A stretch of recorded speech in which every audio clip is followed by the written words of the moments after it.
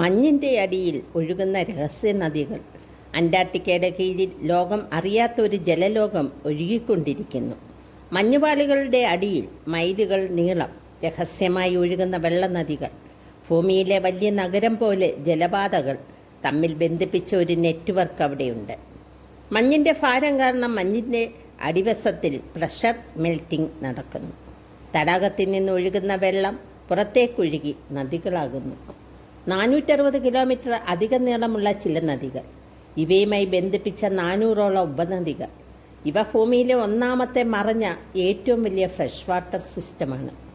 ഏകദേശം 1000 കിലോമീറ്റർ വരെ നീളമുള്ള ജലപാത radar, gravity mapping, satellite scanning എന്നിവയിലൂടെ മാത്രം കണ്ടെത്തിയതാണിത്.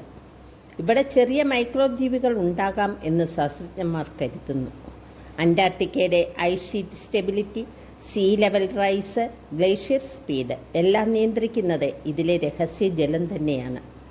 വെള്ളം കൂടുതലായി ഒഴുകിയാൽ ഐസ് പാളി വേഗത്തിൽ കടലിലേക്ക് നീങ്ങും, സീ ലെവൽ ഉയരും. ഈ നദികളുടെ വെള്ളം ലക്ഷക്കണക്കിന് വർഷമായി പുറത്തേക്ക് വന്നിട്ടില്ല.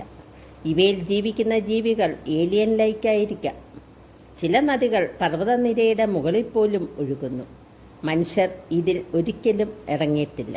ഈ വീഡിയോ ഇഷ്ടപ്പെട്ടെങ്കിൽ ലൈക്ക് ഷെയറും ചെയ്യുമല്ലോ.